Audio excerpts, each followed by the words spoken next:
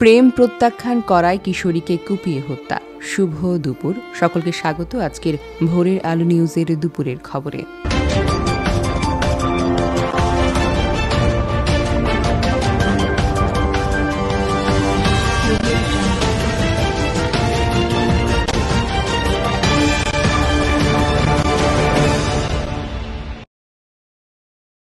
প্রেম প্রত্যাখ্যান করায় দিনাজপুরের কাহারোল নামাজরত অবস্থায় ছুরির আঘাতে আহত কিশোরীর মৃত্যু হয়েছে। শুক্রবার ভোর 3:30টার দিকে দিনাজপুর মেডিকেল কলেজ হাসপাতালে চিকিৎসাধীন অবস্থায় তার মৃত্যু হয়। কোলকছুন্দি দারিয়াপুর সব আড়পাড়া রাজা কিশোরীর চাচা বায়োজিৎ সরোয়ার বিষয়টি নিশ্চিত করেছেন।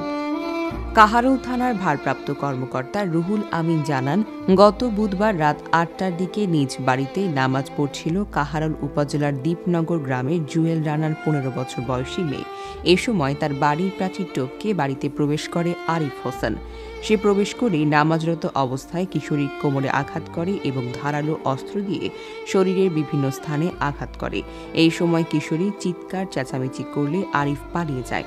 পরে কিশোরীকে উদ্ধার করে দিনাজপুর মেডিকেল কলেজ হাসপাতালে ভর্তি করা হয়েছে। হাসপাতালের আইসিইউতে চিকিৎসাধীন অবস্থায় শুক্রবার ভোর 3টার দিকে মৃত্যুবরণ করে ওই কিশোরী। এই ঘটনায় জড়িত তরুণ কারাগারে রয়েছে।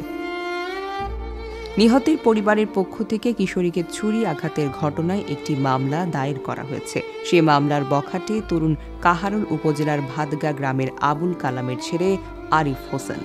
তাকে বুধবার দিবাগত রাতেই গ্রেফতার করেছে পুলিশ। তাকে আদালতের মাধ্যমে কারাগারে পাঠানো হয়েছে। ছেলেটাকে আমরা অ্যারেস্ট করি, কোর্টে পাঠাই এবং কোর্টের যে প্রসিডিউর সবকিছু পালন করছি আমরা। কিশোরীর পরিবারের পক্ষ থেকে যে মামলাটি দায়ের করা হয়েছে সে মামলায় এখন হত্যার ধারা যুক্ত হবে।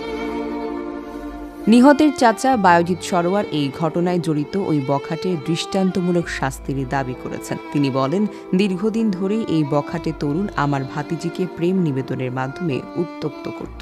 গত 2 দিন আগেও তো ওই বখাটে আমাদের বাড়িতে প্রবেশ করেছিল। পরে স্থানীয় ব্যক্তিদের মাধ্যমে তাকে বুঝিয়ে বাড়িতে পাঠিয়ে দেওয়া হয়েছে। এরপর সে সকলের অগোচরে বাড়িতে প্রবেশ করে আমার ভাতিজিকে কুপিয়েছে। এমন ঘটনা যাতে করে আর কখনো কারো পরিবারে না ঘটে। আমি এই ঘটনার দৃষ্টান্তমূলক শাস্তি দাবি করছি এবং এই ঘটনায় আরও যদি কেউ জড়িত থাকে তাহলে তাকেও আইনের আওতায় নিয়ে আসার জোর দাবি করছি। আমার ভাতিজি মাহিকে যারা মারছে আমরা তাদের দৃষ্টান্তমূলক শাস্তি চাই। লাইক এবং সাবস্ক্রাইব করে ভোরের আলো নিউজের সাথেই থাকুন।